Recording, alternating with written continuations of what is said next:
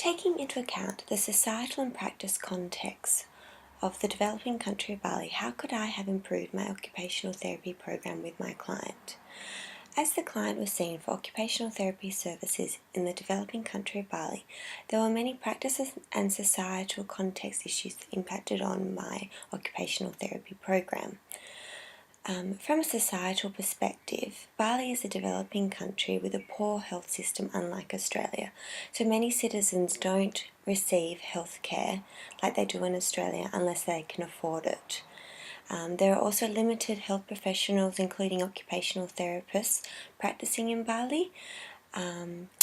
So as the practice context is embedded in the societal context, it became apparent that the cultural norm among the expatriates, the affluent ones living in Bali, is to source out other Western healthcare professionals to receive treatment from them instead of local ones, as paying a premium is often seen as desirable than seeing the local ones. As such, many of the clients in the practice contents were from affluent families who could afford healthcare, including my client. The culture among the schools in Bali is also different here in Australia. If children are not keeping up with the school curriculum, then they can be asked to leave the school unless they receive adequate therapy that facilitates improvement in these weakness areas. As such, this was a societal issue that brought the client to occupational therapy services. From an occupational therapy perspective, it was evident that my client was experiencing sensory integration difficulties, which was impacting her role as a player, student, friend and daughter. With many children growing up in Bali with one parent who is often Australian and one Balinese, there are other cultural factors that need to be considered. At times it was difficult communicating with my client's mother as she was Balinese and English was her second language. As such, I was required to speak quite simply, concise language to ensure that she understood the information that I was conveying. So this was one slight practice context issue that I was faced with during my placement.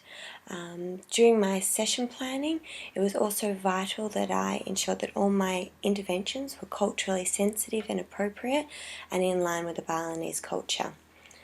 Reflecting on my fieldwork placement, I could have enhanced the occupational therapy program with my client by providing her with homework to ensure that the information that she learnt during the sessions was revised at home and that there was a carryover of information.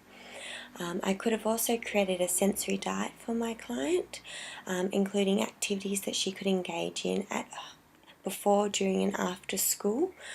This would have assisted her in regulating her sensory modulation difficulties by devising strategies that she could implement when she was having difficulty concentrating. In addition, a home visit would have been beneficial for the client to provide the family with suggestions about the activities that she could integrate into daily activities to improve the client's posture and tone and endurance.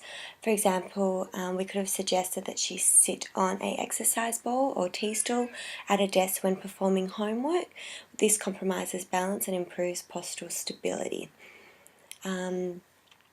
From this placement and working with the client, I have realised that there are many cultural and contextual factors that need to be considered before any occupational therapy program can be devised and implemented in a developing country.